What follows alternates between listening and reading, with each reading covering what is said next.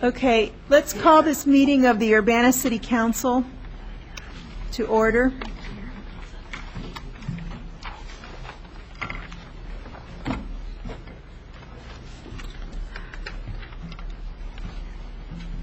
Would the clerk please call the roll? Ms. Barnes, Here. Mr. Bowersox, Here. Ms. Shenoweth, Present. Mr. Lewis, Present. Mr. Roberts, Here. Mr. Smythe, Here. Ms. Stevenson, Present. Mayor Pressing. Here.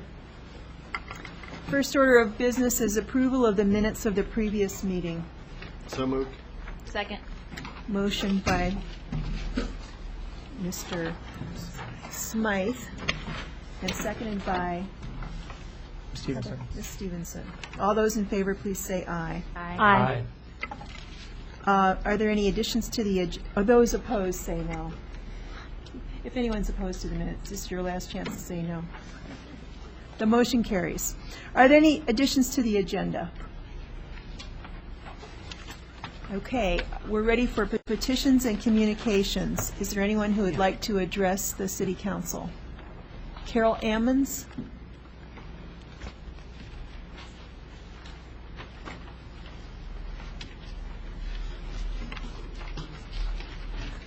Please state your name and your address. Good evening. My name is Carol Ammons. My address is 1108 North Busey Avenue in Urbana. And I've come before you this evening to address two concerns, or to make you all aware of two of my concerns. One of them is the IDOT report that was released. I've received all three, the two cities as well as the university reports, or the county report, and have watched diligently to see what the response was going to be from the local government. I've had lots of calls. I've had lots of inquiries. Unfortunately, I am not an elected official, so it leaves me as a citizen to come and express some of those concerns. One of the things that I've seen since I've been here in Urbana is a lack of responsiveness when it comes to talking about issues of race and racial profiling and policing. And this is a major concern. Racial profiling is not a new epidemic. It is one that has been in existence with us as old as this United States is, and represents an old carryover of what I call the black codes. And any of you who do research will find that the representation that I'm expressing has been well documented. Racial profiling has existed in many forms since the end of slavery and has not been legislatively removed from our government. So one of the things that I've asked and I would like to see happen is Urbana to be as progressive as it has always been in dealing with issues. And on this particular issue, I have not seen that progressiveness. I have not heard any dialogue come from anyone at the City Council chambers, and I have not seen it even put on the agenda as of yet to be discussed. I've heard many comments from the community, some saying, oh, well, it's not as bad in Urbana as in Champaign. I don't consider that to be valid. I think if we are doing something that is illegal constitutionally, then it is bad, whether it's 1.5% or 2.5% or 3.5%, and that is not a valid argument. We do not want to see what happened in other places, as in LA, in Ohio, happen in Urbana and Champaign. I will tell you clearly that that is exactly where we are headed. I have received numerous reports of people being violated by unprofessional conducting police officers right here in Urbana and Champaign. And when they go to file their report or their claim, it is dismissed as it is not considered at all to be valid. That is something that has to be addressed, because we can see by the first contact of the officers in the communities of color, that is a very good measuring point of why the police and the jails and the courts are enamored with a large number of African American people and people of color in general. So I would hope that the city of Urbana does not take this report lightly and that it is not washed away. I've heard responses from the city of Champaign already who will not either confirm or deny the political answer, whether this is actually racial profiling and discrimination. What they will find, however, is when the lawsuits begin to be filed, they will understand that this is indeed constitutionally wrong, and we need to begin to address it as responsive citizens and legislators. My second concern is just to make the council aware of the bike path, that the route that has been suggested.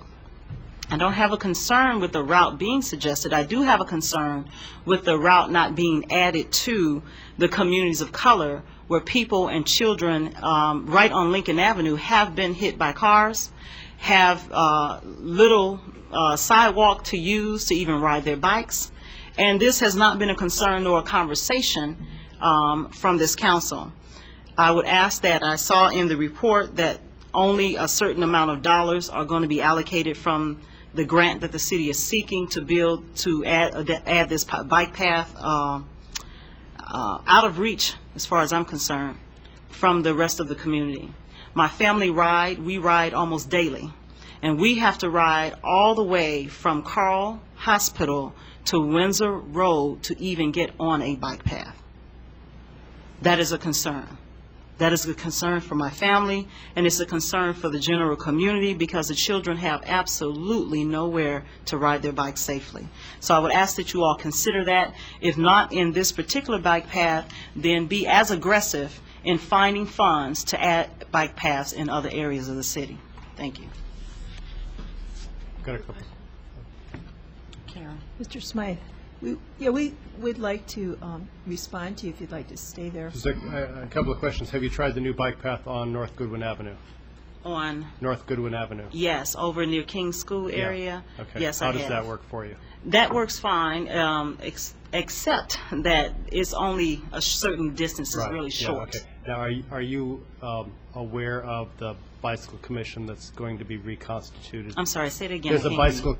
bicycle commission that we're trying to reconstitute to address bike paths across the whole city. Have you heard about that? I have not heard about that Okay. at all. Would you, if you're interested in serving on that commission, please speak with Brandon Bowersox, because we are interested in connecting these north-south paths with some east-west ones. Okay. And there are issues with how to do east-west in the established neighborhood. Okay. You know, where there's, it's just harder to do. It's easier to do where there's new growth and you can plan for it.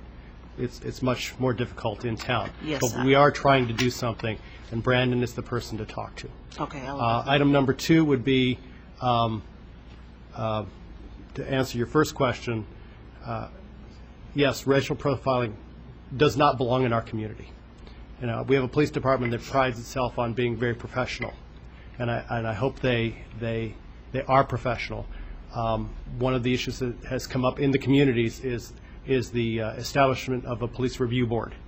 Do you think that's a good first step in looking at some of these issues? absolutely, absolutely. Okay, again, there may be a chance for certain individuals to help work on that, and don't be surprised if the mayor gives you a call. Well, I'm aware of, certainly of the police review board. I certainly support the police review board, and I'm hoping that that will allow the citizens to have at least an outlet to express their concerns, and without feeling, retribution of some sort. And I would like to add that the state report is going to be discussed by the Urbana Human Relations Commission. Okay. Thank you very much. Mayor, Yes. I did have a petition communication, and it's just relevant to these comments, so I'll bring it up now. I'm going to request that at the next committee of the whole on Monday, that we hear from the chief of police on the police response to the IDOT report. I know in Champaign, the chief of police there responded to their council, and I also know that they have started small group conversations, and they've started measures to respond to the IDOT report. So I don't expect for us to have an entire picture of our response at all, but I'd like to hear from the chief of police, because I didn't after that report came out. And I think that the community in this town needs to hear a response, and so I'd like them to get that next Monday. And if we could put that on the agenda, I'd appreciate it. Okay. Thank you very much. Okay, thank you. Kim Martini?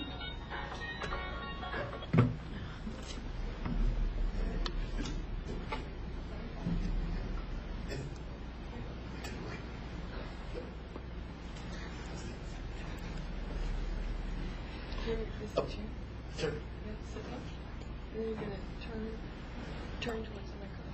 There you go. And there's a microphone.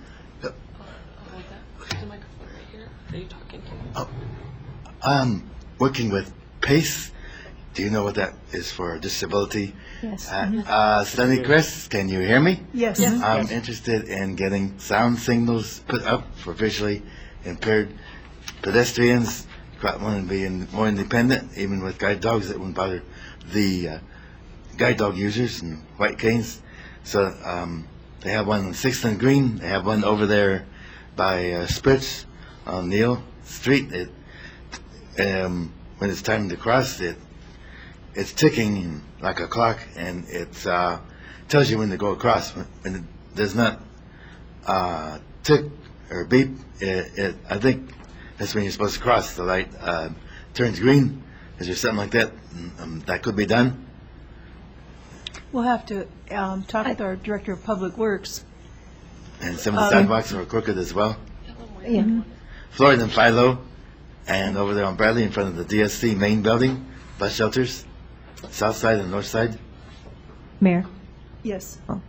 Go ahead. Mr. Martini, this Yeah. is Lynn Barnes, and you contacted me a couple weeks ago, and I followed up with our Chief Administrative Officer, Mr. Walden, and he was going to investigate the possibilities there, and we're planning to get back to you about that. Am I correct? Yeah. Mr. Walden? So, we appreciate you coming tonight and also expressing that in public. All right, thank you.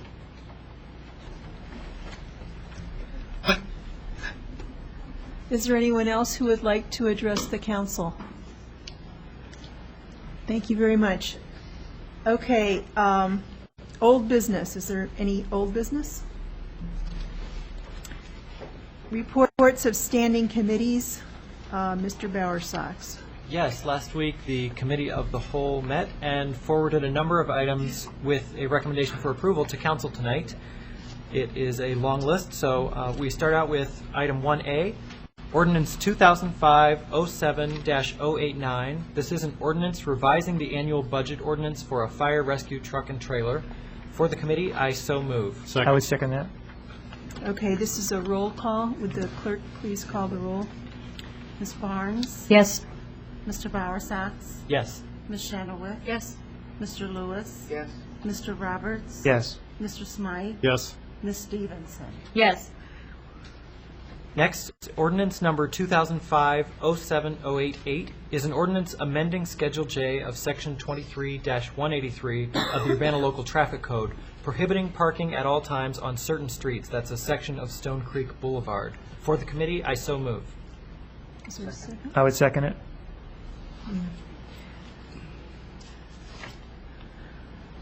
Mr. Lewis, I guess, was the first to second. That's fine. Okay. Okay, another roll call, please, from the clerk. Ms. Barnes? Yes? Mr. Bowersox? Yes. Ms. Chenoweth? Yes. Mr. Lewis? Yes. Mr. Roberts? Yes. Mr. Smythe? Yes. Ms. Stevenson? Yes.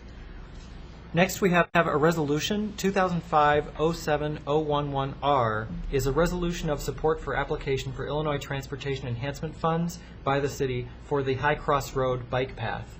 For the committee, I so move. Second? Seconded by Ms. Barnes. This is a voice vote. All those in favor, please. Oh, is there some discussion? Sorry. Yeah.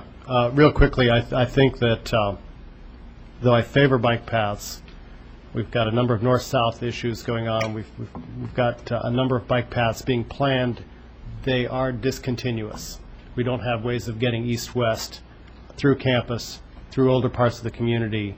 And as was discussed a little earlier, this was something I wanted to bring up now, is that I think it's important that we start thinking in terms of east-west flow, connecting up all these various pieces.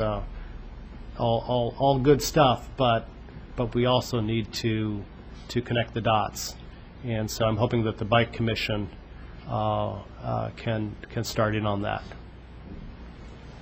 Is there anyone Also- else? Oh, Mr. Rogers. Yeah, as you know, we did talk about this last week in the committee, and the High Cross Road bike path was being suggested as being the most eligible and likely for achieving the funds of the grant, and therefore it was the one that the staff of the city proposed be the main force of the application.